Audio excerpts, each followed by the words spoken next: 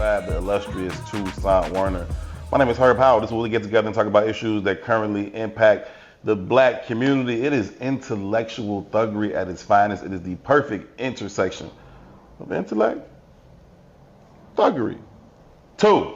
What's happening, good brother? What's up, family? I'm blessed and highly favored. I'm tired, bro. Yeah? Yeah, I'm tired, man. I've been here all day. I planned to leave and go home, and then James came over here I saw him. and was irritating my life, but you know. That man is hilarious. When He made it work. I passed him, he was leaving when I was on my way in. I'm like, James, what up, bro? I'm like, you straight? He's like, I ain't crooked. I said, what did you just say to me? They got a lot going on, man. They just they're about to break ground on a new development out west. So we'll spend some time working around some of the stuff he's doing around that. So it's just a lot. I like when you spend the whole day at the studio, man. That's good. Thank you, brother. We Make appreciate use of it. We appreciate you. Make use of it. You know Whole what I team mean? salutes you for that, man. That is dope. I'm feeling good, man. The Bears settled into their regular season schedule. It is officially, as at the time of this recording, week 1 of the National Football League season. The Bears play their first game. It's coming Sunday. And so why I appreciate that is when they get into the regular season, it settles into more of a routine. Training camp, summertime, be helter-skelter, be all over the place, and just trying to follow them around every day and keep up is just like a bit of a headache.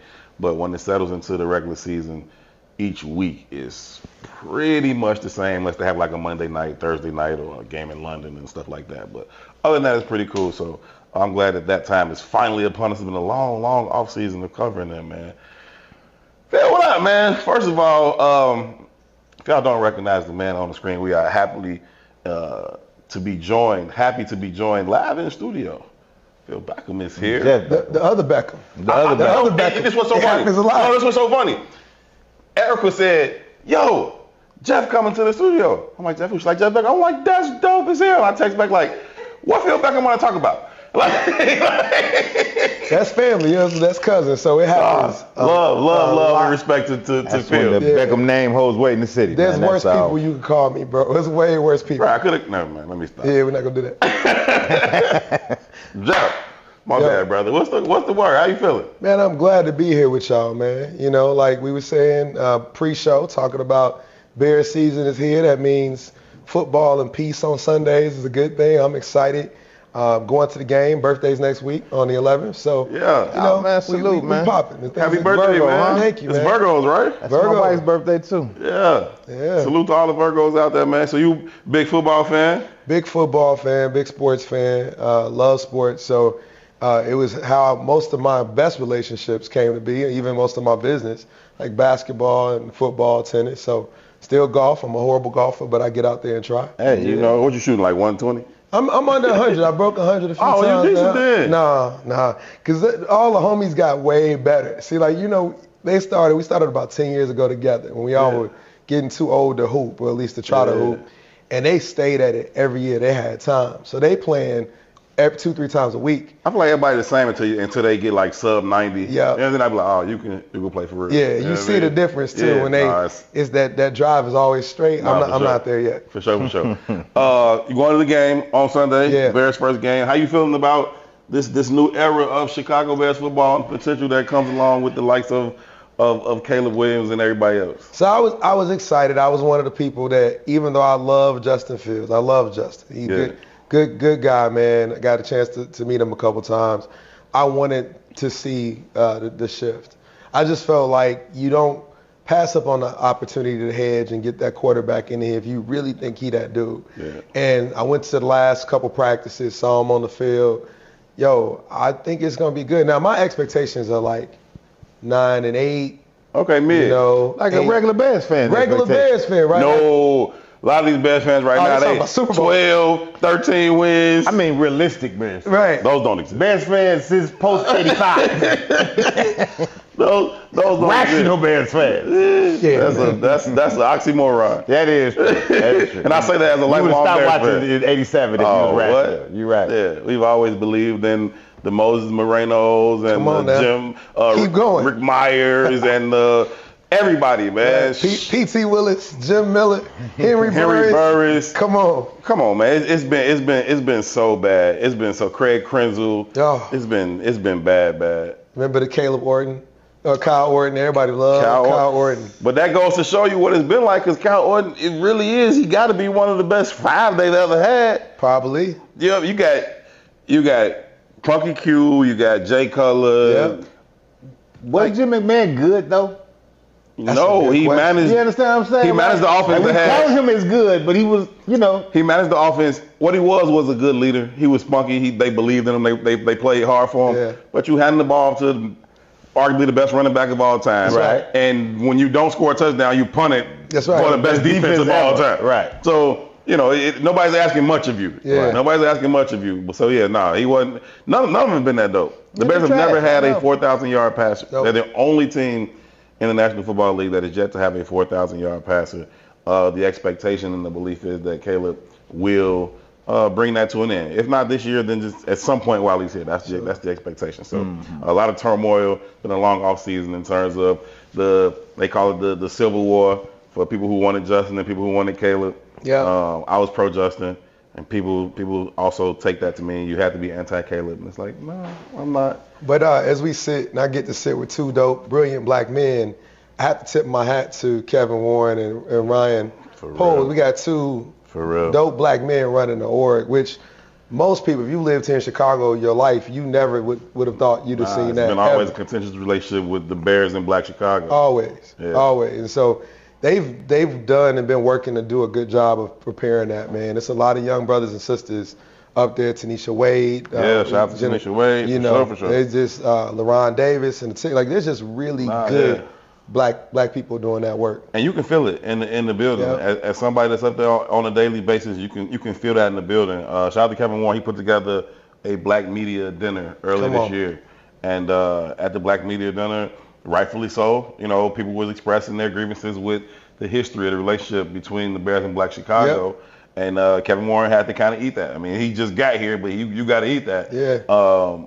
And while I was in firm agreement with the history of the relationship, I felt it right to be like, he is working to change some of those things. I said they got a long way to go. Yeah. But you can feel some of those differences in the building just by having leadership at the top with 2 black men. So, long way to go, but it's good to see. It's a step. Yep. It's a step. Yep. It's a step. We'll see how they go. You got a record for them this year? Oh, you said like 9-8. 9-8. What y'all got?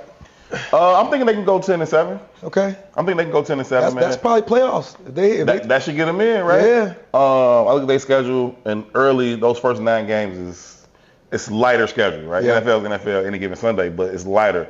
If they can go 6-3 in their first 9, which I think they can go, then that gives them an opportunity. Once that back 8 games, that back 8 is hell. They play all 6 of their division games. They play the 49ers and the Seahawks. If they can go 4-4 on that after the 6-3, then they can get to 10-7. So we'll see. We shall see. I don't got no prediction, man. Whatever Herb said. Shout out to 2, man. He the only one I know that stood 10 toes down since the Colin Kaepernick kneel. It started there, G, but it really just, once I stopped watching, I realized that I don't really have an interest no more. You know what I mean? It's basketball too. I don't even watch hoops no more like that. It's just funny. I feel that way about basketball right now. I don't know why, but my love of that game is gone away, and I don't really miss it. The Olympics did a little bit, but I don't know. I don't know if it's just because our team, the Bulls, are so bad. But it's just not game. The product ain't the same, right? Yeah, the product ain't the same, right? My son be talking about that. I'm like, who is that? Yeah. You know what I mean? I have no idea who those people are anymore. You know? Nah, it's tough. It's tough.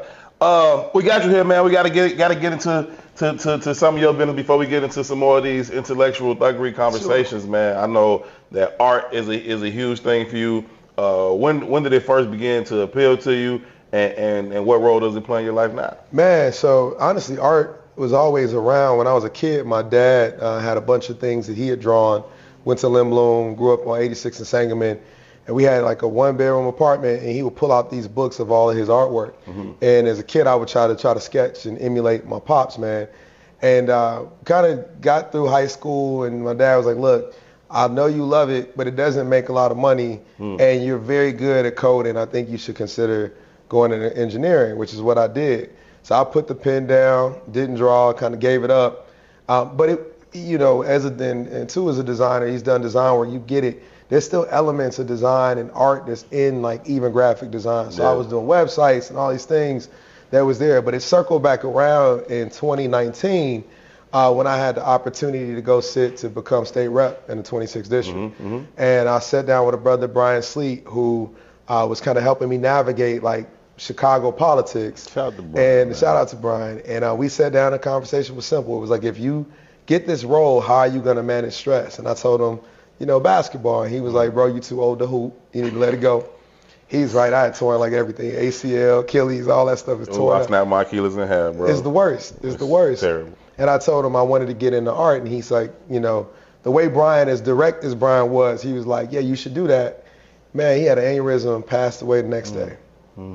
Literally the next day, right before his birthday. I got that call. I decided that being state rep wasn't a good fit for me at the time. Decided not to pursue politics. Got a canvas out the back and started painting. It was trash. It was really bad. But then, of course, going into the pandemic, we had time. Sure. And I just sat in the pandemic and really regained the skill. I always could draw, but I didn't know how to paint. I didn't know how to. I think my patience that's required to paint had to grow, and with that time, it did. So two is a dope artist. So I can sit and just listen to y'all talk art. But a couple of things I want to be intentional about passing to you. You talk often. Your father's a phenomenal artist, right? You got, I won't speak on it, but you got somebody working on a documentary of his chronicling his work right now.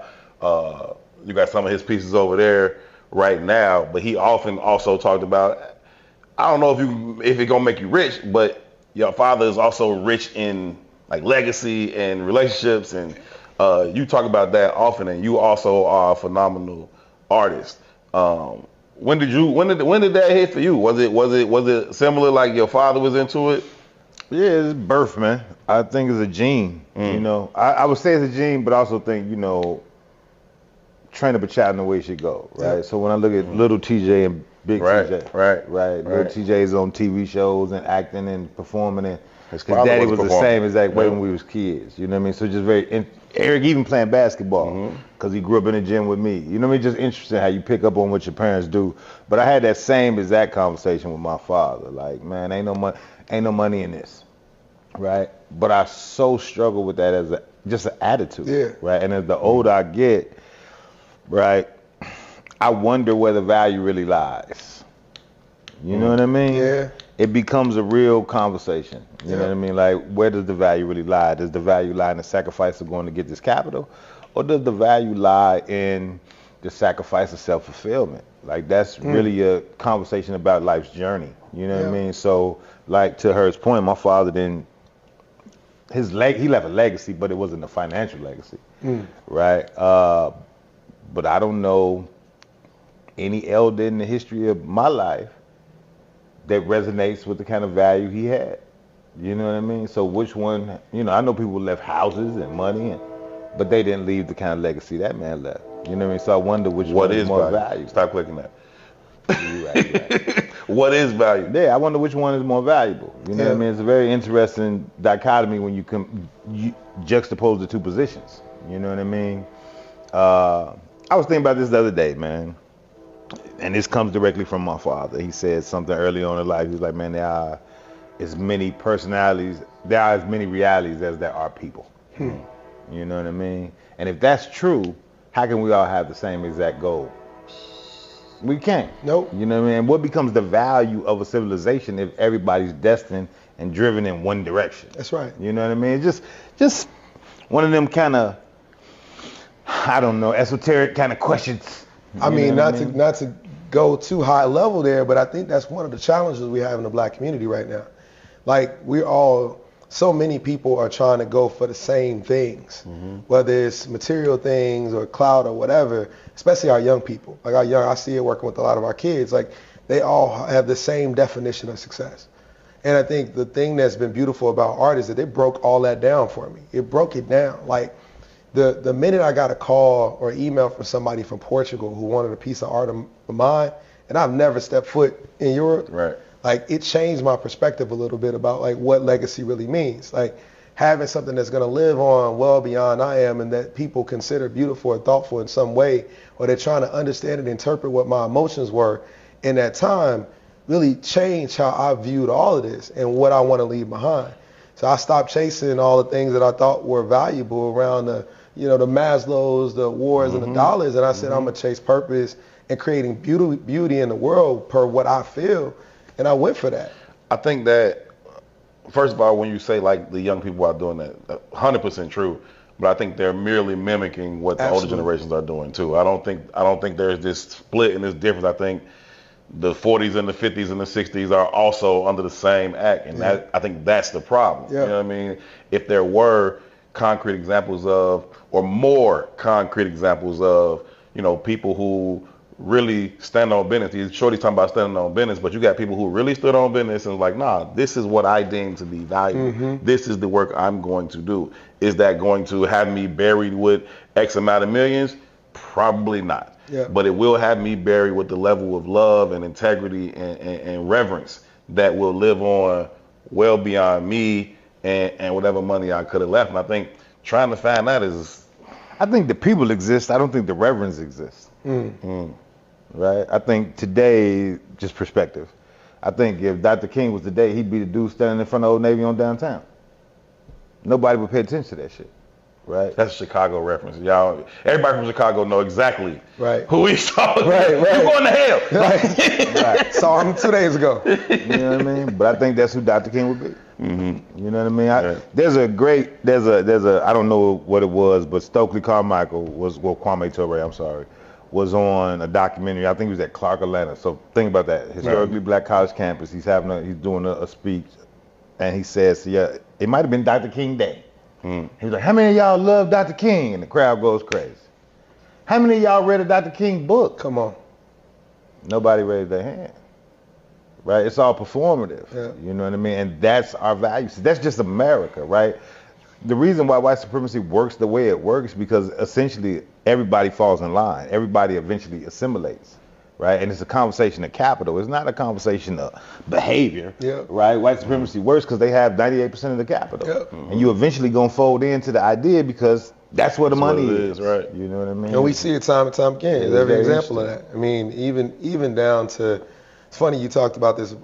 We were having a conversation earlier about selling, right? As part of like this mobile app thing and like the things I'm doing with some of the work stuff. And the guy asked the question, he said, who do you consider the greatest salespeople of all time? So everybody in the call was like, Dr. King, Steve Jobs. Before that, he asked, tell me what you think of salespeople. The adjectives are like grimy, scum, bothersome. But so like even that and how we view people and the skills that it took to do or accomplish the thing, we don't hold them in the same regard. Which is why it is performative, why we clap, we raise our hands, but we haven't read where do we go from here. We've never opened a book never once. that the person's written. Too often says on the show that you'll be hard pressed, the average American at least, don't read any books past 18 years old. Right. But past a teacher telling you got to read this, the average American ain't reading. It ain't even necessarily about reading. We just not seeking information. That's right. Right? So we just like to be told. Even this, right? The reason why I like doing this part so much is because like imaging and messaging dictates behavior. It's the truth, right? So, but we don't seek out information, right? So we just want to be entertained, right? That's what happens, right? That's why there's no reverence because we've been diluted to just the entertainment sect, right? So even in the conversation of legacy, the reason why we all chase the same things because we have a very shallow viewpoint of what makes fun. Yep. Right? So if I could get the material things, I can buy into the shallow aspects of, one, what I look like. I can get some sex. And I can go to the right locations. Yep. And that's really the extent of life. So that's all anybody wants. Everybody's striving for these same three things. I want the right funny. Woman, the right car, and the right address. That's it. Go to a concert, right? Like, people think I'm 100 years old because I won't touch my phone. I remember sitting, like, even at like the DNC recently, right? I'm sitting watching President Obama, First Lady Michelle speak. I'm listening to these speeches in real time. Everybody in the audience. You're not even paying attention to be present in the moment. Right. You could do this at home, right? If you're going to watch it through a screen, watch it through a screen. Every concert. I mean, that's why I appreciate some of the artists who are like, Outkast, 3,000, they'll be like, give us your phone. Yeah. We're locking it up because we want you to be present in the moment. And we've forgotten about that because, again, it goes back to, I need to post this. I need to create content. For clout. You got to be where your feet are, man. And just on my own personal life and journey, man. I've been happy ample time as an adult. I'm relatively happy now. But I don't know if I've ever been happier than when I was like 16, 15 years old. And me and all my 4 brothers was in the house together. And that camaraderie, that bond, the things that we did, the things that we didn't do, just sitting around, just having fun, whatever, was pure. It was fun. It was whatever. And then we get to this arbitrary age of 18, and it's like, oh, well, we gotta go to college because we all got supposed to go pursue this thing. I believe in my heart there's nothing in the world the 5 of us couldn't have achieved together. Yeah. All smart, all driven, all charismatic, whatever. But even more than going to achieve it, I don't know that there's a happiness level that comes greater than that. Now, some of us got families and all that's a different level of happiness and cool. But just like, I don't know. You know what I mean? Like, we get into these pursuits of things like, I got, for you, man, like, what I've struggled with is, like, as the artwork I've created has gotten popular. I've struggled with not allowing it to be commoditized. So I had to, like, check myself when I started painting and saying, oh, I know if I paint this, people are going to love it. And every time I did that, it was always like, no, people didn't love it. Like, I'm thinking, oh, this is going to sell. This is going to, and when I would do that, it wouldn't. So I made myself take like a 3-month break from touching the brush. I was like, I can't touch a brush, I can't touch canvas. Because I'm not doing it for the reason why I started doing this, which was to, really from a compartmentalization area of trying to like deal with grief. And it made me feel better, more connected to the world. It made me feel in the midst when everybody was disconnected, I had a way to express myself that I didn't have before, 2020. And I've really, really worked hard not to go there. The business world of art tries to pull you there.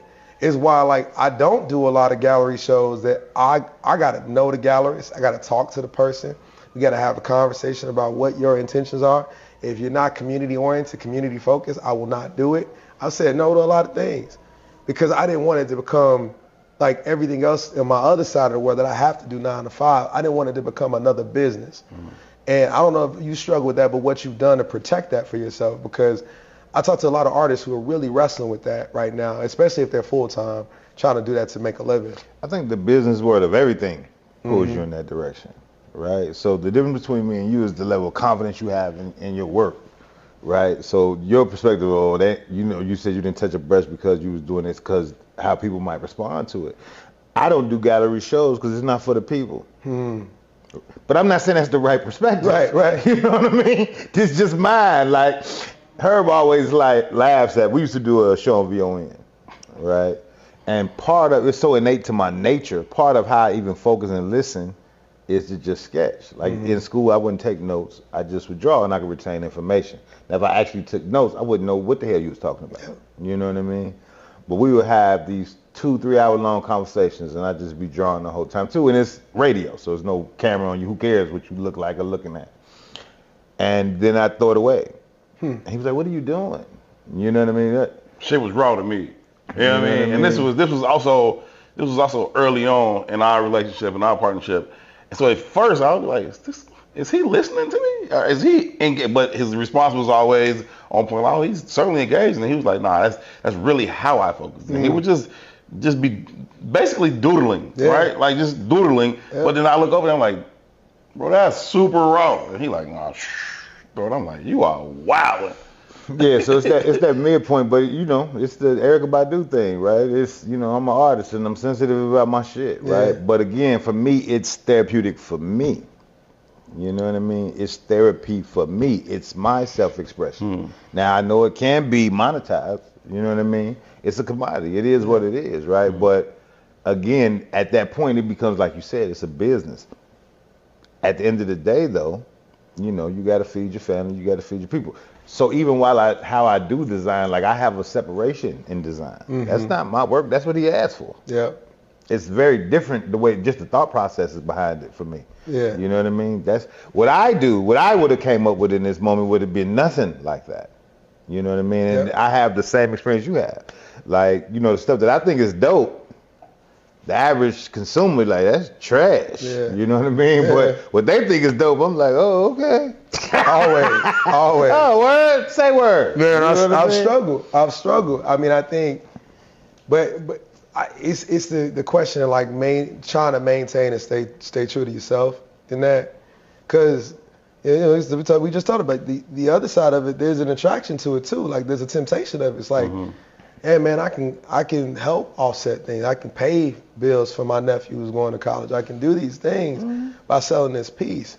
But I have not wanted to just create the bullshit that I've seen out there. And what's, All that's new too, though. Yeah.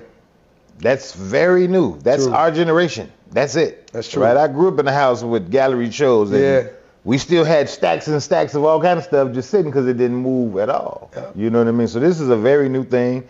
It kind of grew with the Swiss Beats and the Jay-Z's and, without them, I will credit them on doing that. You know what I mean? They brought black art to the forefront. But pre that generation, your daddy, my daddy was like, man, are you crazy? No, you ain't make it till you died. They didn't make it. Yeah. Some white gallerist made it. Go figure something out. Yeah. I mean, you look at Basquiat, right? And how valuable his pieces are now, and just how he's held in such regard. And he died penniless. Yeah. Yep. And it's like that shift in perspective is wild. But so did King. Right. Yeah. Right. Now, this is what I mean about legacy, though. Right. I can't think of the poet's name. Well-known poet too. I hate that I can't remember his name. Sal.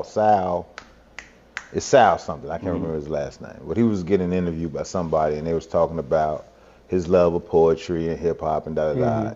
And the juxtaposition of, because he has a certain perspective on hip hop in general. And they asked him something like, who has a greater value? And there was a conversation around capitalism and money. And he's like, Dr. King or Jay-Z. When Jay-Z dies, will he be remembered for generation after generation after generation? And it was like, no, Dr. King will be. But then there's another juxtaposition to add to that. Is Dr. King legitimately remembered, or is that the same marketing machine that makes Jay-Z that makes Dr. King's legacy a memorable legacy? It's kind of what's happening now with Basquiat's work, right? Where his family has licensed it to Tiffany and the agent, Uniqlo, and I'm like, he would have hated that. Like he wouldn't rock with that. Literally brands established. You think that's what? But now he's, kids see that crown, and generation, decades after, you know who he is. It's a double-edged sword, because on one hand, that's true. He wouldn't have been for that, right? On the other hand, he becomes this great influence to a whole nother generation and generations thereafter of what you can do just based off your own passion, right? Now, it's incumbent upon, stakeholders or whomever to make sure that whole story is told to shorties. Like, not just the glamorous part. Oh, this Basquiat, and they like, oh, he must have been, like, nah, he was just dude of very meager means, and he wasn't known that, but his art has become that through various mediums, But we could I think the conversation I'm having is stripped back even further than that, though. Right? There's a quote I always use here, a Krishnamurti quote that says, "There's no semblance of sanity to fully assimilate into an insane society." Right? Void of all of the ability to monetize and capitalize on his artwork. Sure. Void of all of that. Sure. Void of all Harry Belafonte's ability to pay for King's kids to go to college because King couldn't. Right. Void of all of that. This is a personal journey. Yeah. This life is a personal journey. What matters to you? All that other shit don't got nothing to do with your personal journey. Yeah. You know what I mean? The outcomes have nothing to do with your personal journey. So even how we would tell a story of a Basquiat or even a King, even mention that Harry Belafonte had to pay for his kids to go to school. It devalues him just saying that. Yeah. It devalues Basquiat saying he was broke. Yeah. Was he? Right. Going back to your dad's We started the quote. conversation with Was he? right, exactly. Perspective is everything. Perspective is everything. You know what I mean? Was he? Was King broke? Was he? Yeah. Is Harry Belafonte rich? I mean, it's all perspective based. It is our perspective. I try to figure out how we marry those things in our own personal lives and our own professional lives and our own pursuit of whatever goals we have versus the purpose that we kind of like born with, right? And Jeff, I spoke on this often on the show, but I cover the Bears for the Biggs Media. It's a small black-owned media network, right? We don't got the bag of a ESPN or Fox Sports or even a NBC, you know what I mean, WGN type situation, right? I'm good at it. Right? And most of those aforementioned networks have knocked on my door like, yo, come over here and do this. And I've toured the studios and facilities, and I've listened to the offers, and the bags are way different. I haven't been moved to jump at none of those because, one, my purpose is different. My purpose isn't just to be one more black face in these white networks. My purpose is to really open this whole thing up to, black sports journalists that can come behind me, right? But it's also the joy and the peace and the freedom that I have to cover this beat the way I want to cover it. You know what I mean? Like I've built relationships with other beat reporters that cover the Bears.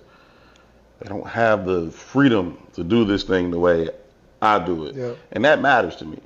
Now, maybe one day that formula or that scale will shift, and it's like, this bag is a little different. But to this point, in the years I've been doing it, it just hasn't, man. It hasn't outweighed the peace and the freedom. And so I think, we all got to kind of figure out, what the fuck am I doing this for? You know what I mean? What am I doing any of this stuff for? And then let that be your North Star. Let that guide your decisions. Let that guide how you go about things. And I think at the end of the day, you can sleep peacefully with whatever the outcome is if you make the decision based off that as your guide. With that being said, Jeff, like you mentioned earlier, impacting kids. How does your work with Chicago Scholars, engage the kind of topic we engage in today, or does it at all? So it's funny that you say that. I was talking to my staff yesterday. I did we do a leadership story, so everybody in the org gets an opportunity to share their story, their journey. And I told them, about midway through, people always want to ask me, I've been there 4 years now, 7 in total, before as CEO. I didn't go there to be CEO. I went there to help kids find jobs. That was really my point. I was on the LSC at King College Prep, the local school council, right after Hadia Pendleton got killed. And I was so frustrated just watching education operate in our city the way it does. I was like, this is broken, but me as an individual, the fix, the way I see being able to help isn't going through the system. So I was like, I need to go work at a nonprofit, a place that's actually trying to do this a little bit differently. And when I got to Chicago Scholars, they were really talking about leadership and personal development, helping kids understand whatever their skills were are superpowers for them. And how do you apply those to do what you want to do in your life, your own agency, and believe in yourself. And so I loved it, but when I got there, I had to unlearn some stuff. I came from, corporate America / startup tech culture, which is there's rules to the game to play to get these certain things to be successful. And I started hanging out with the previous CEO, Dominique, who had gone through her own kind of walk here, unlearning things. And we unlearned a lot of that together. Then we made the org unlearn that and unroot our founding in what was really white cultural norms. And I can sit here and say that completely free of worry about that, because I lead an org now that dives into these topics. We didn't at first.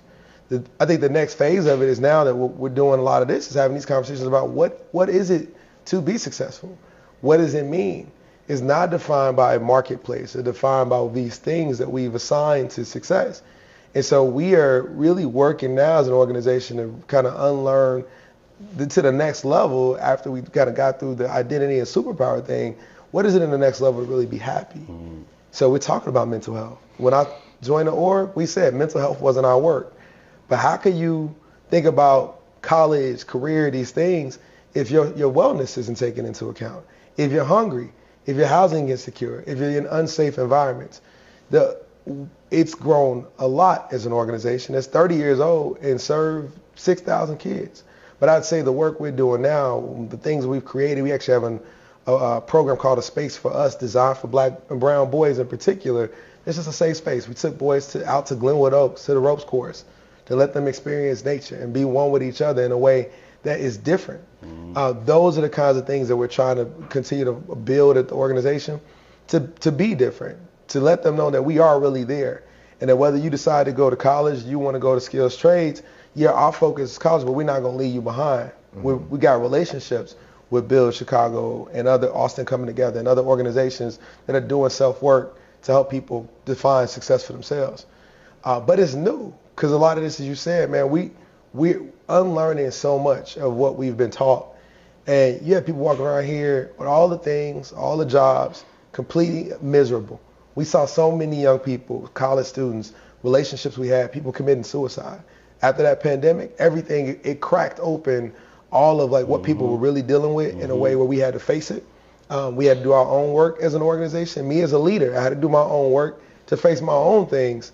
I think now we're at a place where we can actually have real conversation and start to address ways to make, people strong, people better, or give them space to do that themselves. What is the access point for families and for scholars into Chicago Scholars? Yeah, so kids can apply in their junior year. We look for kids who are first generation and or low income.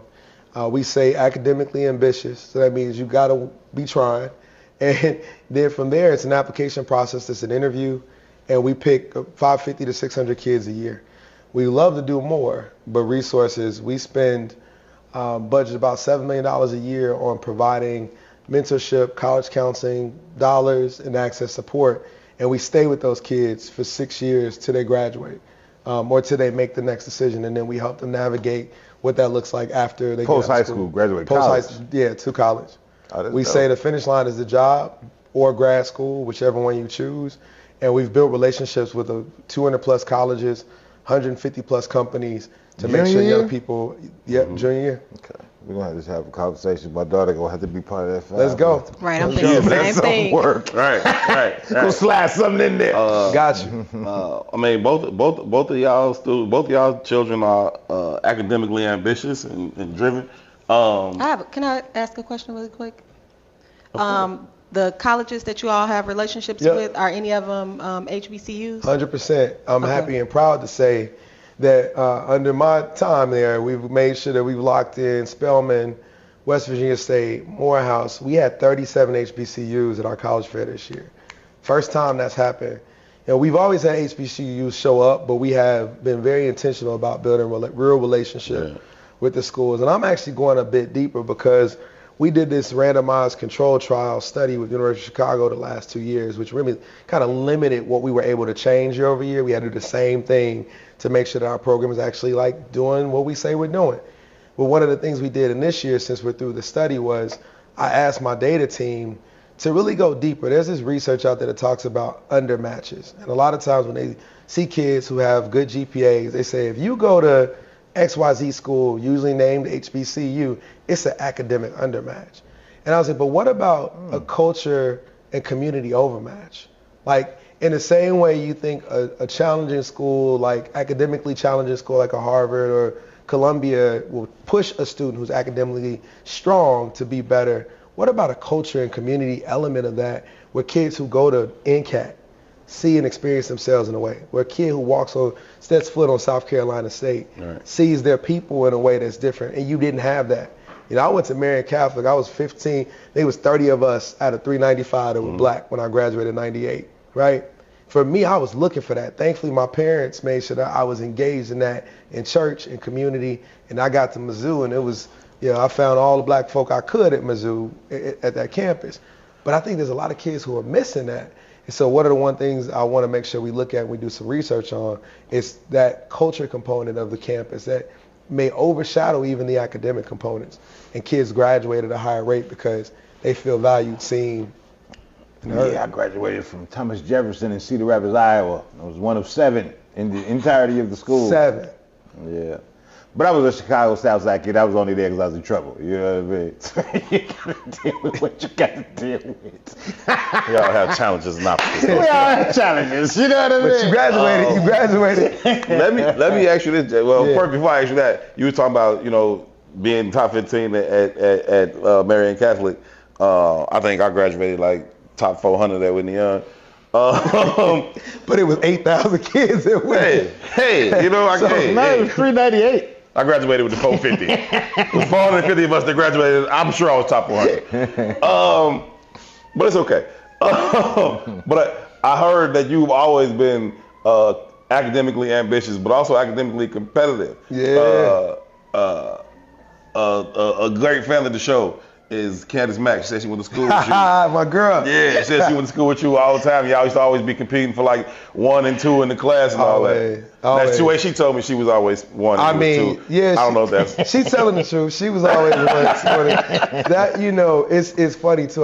This is like, for y'all out there, y'all know that little girl that was mean to you growing up that like picked on you? No. Candace, they'll be the ones that like you. That's all. And what happened was like I don't even know when it happened, but we realized probably right after high school that it was better to support each other. Yeah. That our goals were the same. That we both cared about community and people.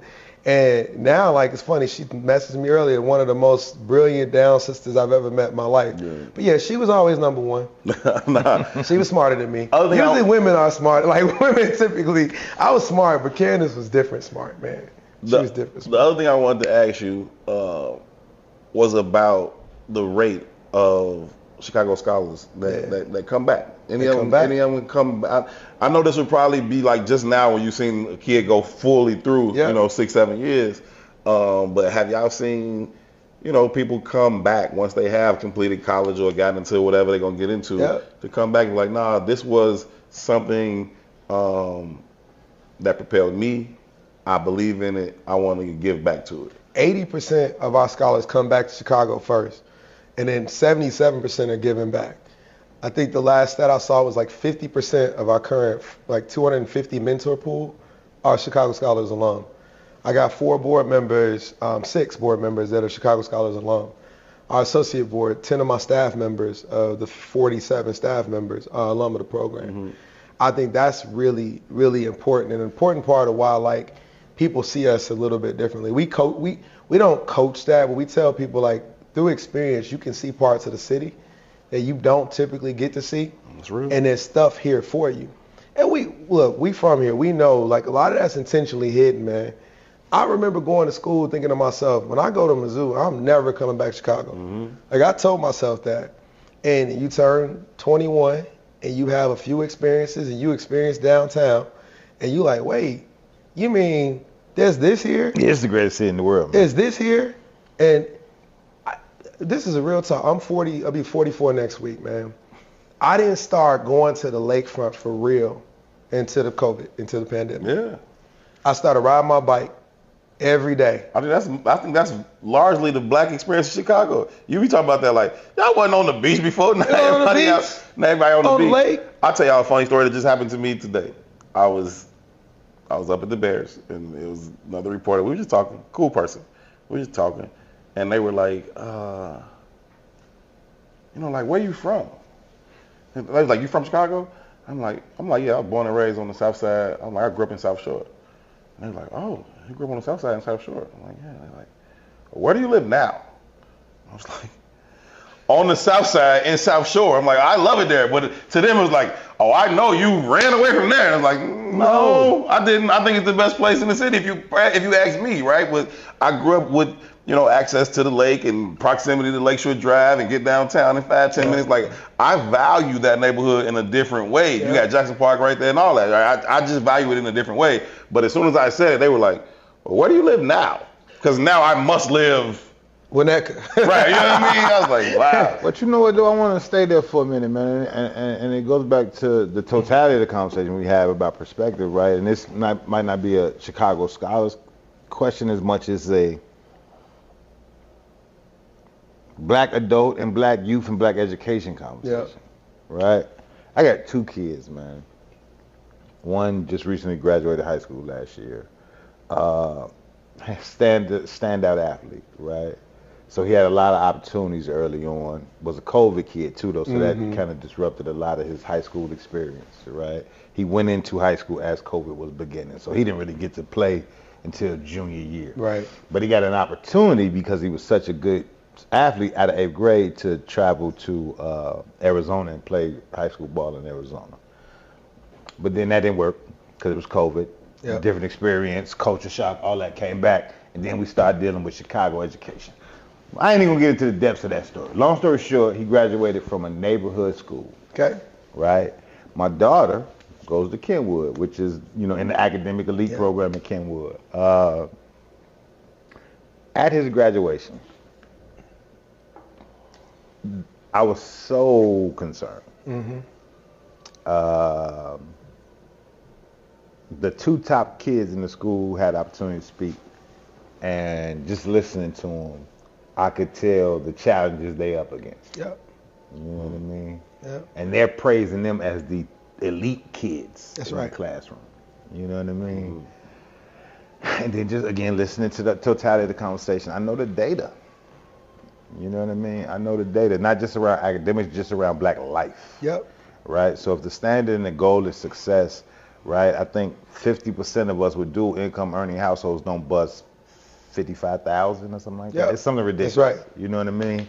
So when Herb says something like, over east, South Shore by the lake, right?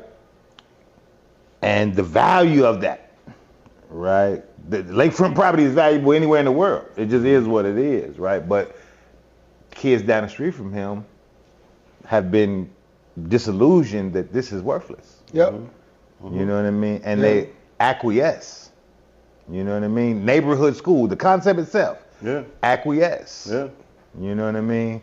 And I watch it take place and over and over and over again. And just, again, like you said, like I said, Chicago's the best city in the world. Agreed. You know what I mean? And I'm fairly well traveled. You know what I mean? And although we're here, very few of us get to see its actual value. Mm-hmm. Even when we live in it. South Shore has actual value. Actual value, and still most Chatham people has don't. actual value, right? Bronzeville is a destination location today, but Bronzeville has always had actual value. Yeah. I live on 47th King Drive, right? You around the corner. I moved over there 20 years ago. I remember moving over there. My grandfather was like, before he passed, he's like, grandson, I used to play at the Regal. It was right there. I used to play. He started naming the clubs that were there on 47th. He said, we lived over there before we moved to South Shore. Mm-hmm. Yeah, man, it's a great neighborhood. You moved, okay, great. It was a pride that I didn't realize when I moved over there. Now, I've done my homework, I've researched. I know Kerry James Marshall still lives in my neighborhood. Mm-hmm. I know Quincy Jones lived there. I know Joe Lewis trading at the Forum, right? Like Joe Lewis, right? We talking about Dr. King, take your pick. Harry Belafonte, mentioning him. Muhammad Ali lived in Bronzeville. Mm-hmm.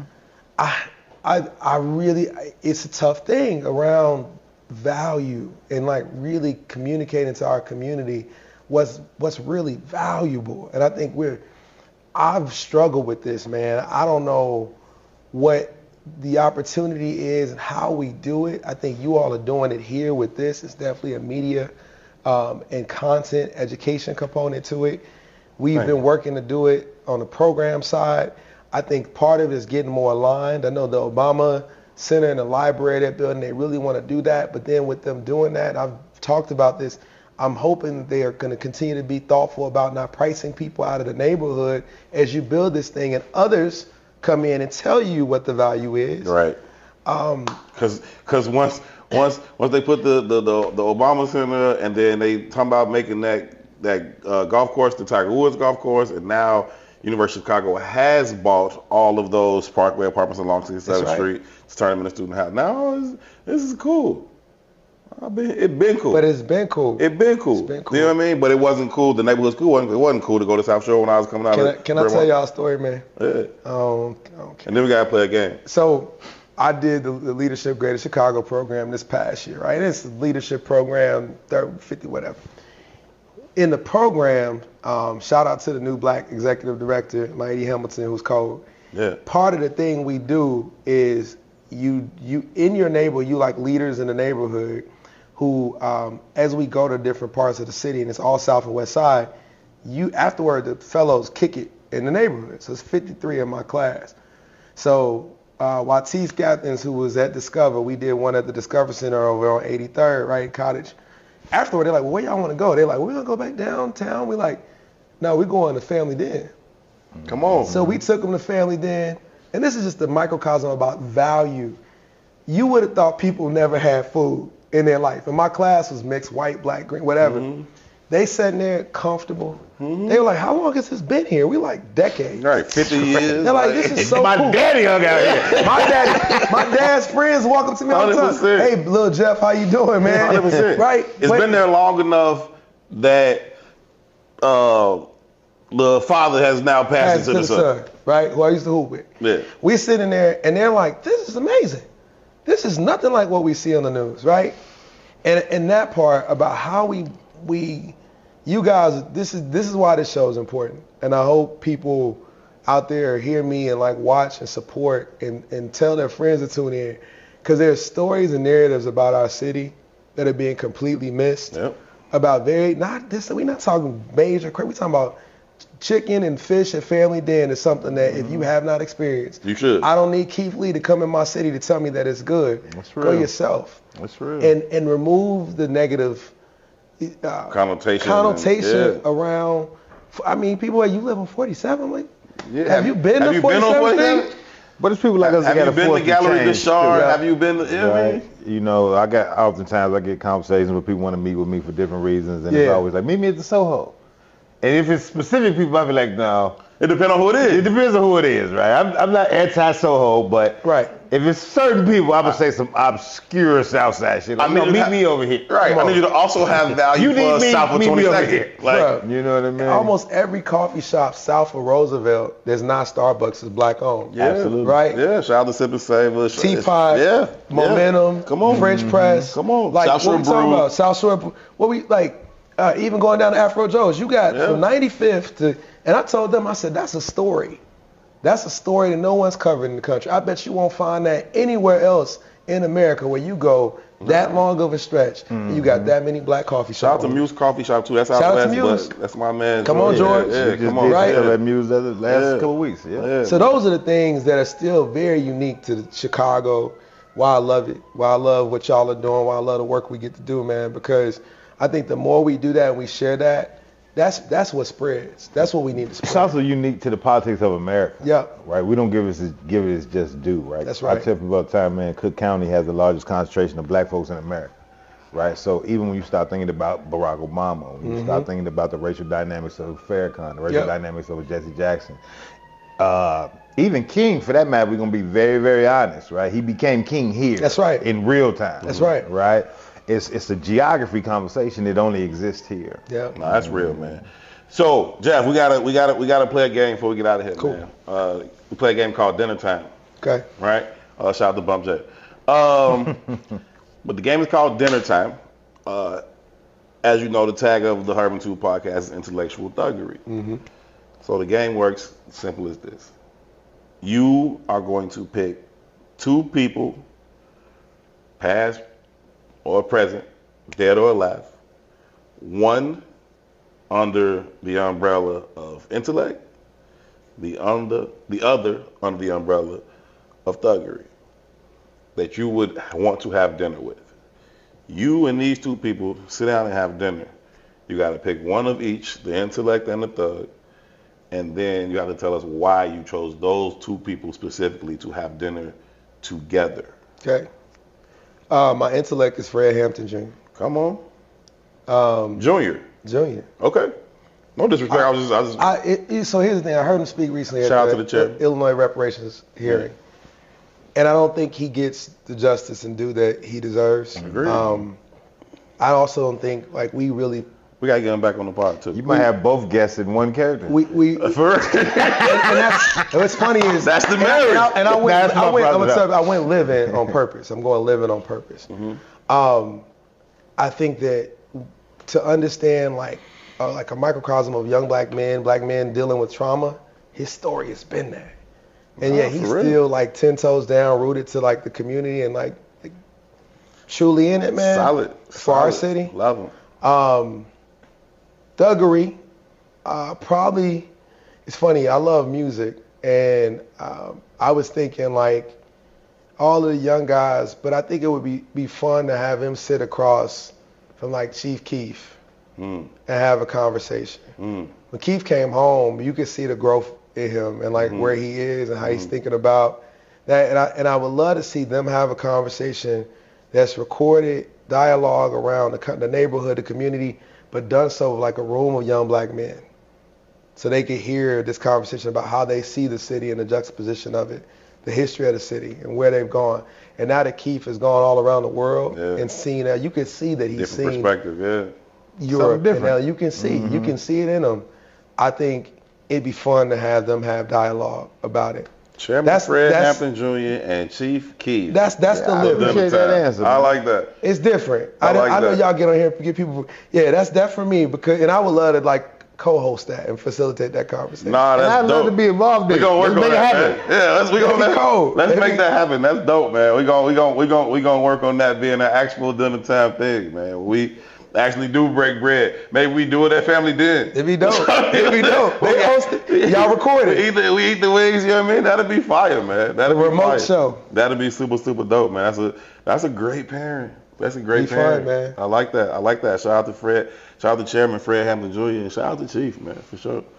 Shout out to Sosa. It was one other thing I wanted to ask you before we got out of here, and it's kind of slipping my mind, so I won't. Well, before we go, I want you to tell us a little bit about the show you got coming up. Yeah, man, I got a show called Visions and Dreams, 9/12 at the Virgin Hotel. It's named that. I don't talk about it a lot, but I was hurt in an attempted carjacking a few years back and had massive facial fractures, orbital blowout, retina detachment. Damn. So now, like, vision is a big thing for me. You know, like having my sight come back renewed, still kind of got some blurring. But now most of the pieces I do are all about things I either have dreamt, saw in, you know, like visions and stuff. So I'm looking forward to that. It's going to be dope. Got Sam Thousand. If y'all haven't had him on. Of course. Sam is playing. Formerly Sam Trump. Formerly Sam Trump. Super dope, brother. Shout out to Sam Thousand, man. Yep. DJ Akari's going to spin for me. But it's really just about getting people together. My birthday is the 11th, and I wanted to make sure that, like, I didn't want it to be a birthday party. I wanted it to be a community gathering and people coming together. What's it like to have your birthday hijacked like that? Man. Oh, I didn't mean that word. I promise I didn't use that word intentionally. All the way wrong. I mean, that's what I was talking about. That is what I was talking about. But, man, that was the 21st. Yeah. It's crazy because, like, for a long time, man, I didn't do anything. We would just, like, really didn't do much. Then, a lot of people know I threw parties for like 12 years. Yeah. So it would be these big parties, but we would never do them on 9/11. We would always do stuff other off days. Now I share that day with like 4 really close friends, man. My guy Bobby Burke, my man Van Caldwell, and my other homie Cordarius Cowens. And so we've been good about like looking out for each other. Bobby's turning 50 this year, so I'm gonna be at his party, but it's mine too. We'll be there together with family and friends. So I'm looking forward to it. The day. The energy of the day, I think, has shifted now that it's been over 20 years. Yeah. And people, like, my mom was born the day after Pearl Harbor, which is crazy. You had these days of infamy. Yeah. But it's still a day to, try to be positive and celebrate life. So normally, man, in like my weird Virgo way, I'm normally down around this time of year. This is the happiest I've been, and I think it's about perspective. Look, I made the least I ever made this year. Like a lot of things, man, that you would think would be like, oh, this brother. And all that didn't matter. I'm here. I lost 6 friends this year to cancer and heart attacks. Like my cousin John Mitchell passed. Like, perspective. Like I'm here. I'm healthy. I get to sit with y'all. I get to paint every day. What else do I like? My nephew went to college playing ball at Judson. Didn't expect that because he had a hard path of it. What else? Just went now? He just dropped him off last week. Who? Darius Woodard. DJ. Yeah. DJ is roommates with my partner's son, Indian. He going to Judson too. Yeah. They friends. That's his homie. Yeah, I know they hooped together in high school. Yeah, they hooped together in high school. Yeah, that's my nephew. Mine's dope. That's super dope. I'm looking, so we'll be at games, kicking it. Man, what else, man? Like, yeah, it's perspective. And the reality that I get to live and wake up to every day is one that's really blessed. I'm so grateful. No, that's super dope, man. Super appreciate you coming Love. through, man. I did not know about the attempted carjacking, man. I'm glad you came out of that okay. You certainly know worse for the wear on the wounds and scars. Let the internet tell you like one of the most elegant. I don't know if you're about to. I don't want to step on no potential partners. I am. No, you Run that. But let these ladies on the internet tell you him out here in these streets. Man, hey, I'm trying to, I work out. Got to make sure I stay out here. That's the. You have to speak now. That's the Kappa in me, y'all. That's the Kappa. Come out every now and then. I even hit the shoulder for. Oh God. I be telling my homeboy Reggie Guy. I don't know if you know. But I be like, that's your Kappa coming out. There you go. Come out. There you go. Reg just come out a lot more than mine. Oh, it do. That's my Reg live in it. That's my 25-year partner. That's one of my best friends. He's a wild. I be like, bro, there your Kappa coming out right now, bro. But shout out to him, man. He do a lot of dope stuff in the community too. Acclaimed lawyer and all that. But yeah, his Kappa come out. Yeah. Listen, man. Thank you so much for coming through, man. Truly appreciate your time. Truly appreciate the work that you have done and continue to do in the city and beyond. Doors always open, man. Anytime you want to come back and chop up with us about whatever you got going on. We got to definitely invite Phil Beckham onto the show now so I can fuck up his intro and call him Jeff. You know what I mean? But no, we truly appreciate you coming through, man. Thank you so much. Thank y'all, brothers. Appreciate you. Indeed. We got to go, man. Thank y'all so very much for tuning in to another edition of Herb and Two. It's been an absolute honor and a pleasure to sit down and chop it up with Jeff Beckham about all the things he got going on, but also ways that philosophically and ways that currently in life in terms of value and purpose. Super dope conversation. Share it with at least one person. But thank y'all so very much for choosing to tune in as always. Big shout out to P.I. doing the hard work behind the camera. Big shout out to E4O/Momager for doing everything that she does to make this thing come out the way that it does. For Two, my name is Herb. Y'all be good to each other. Peace. Assalamu alaikum.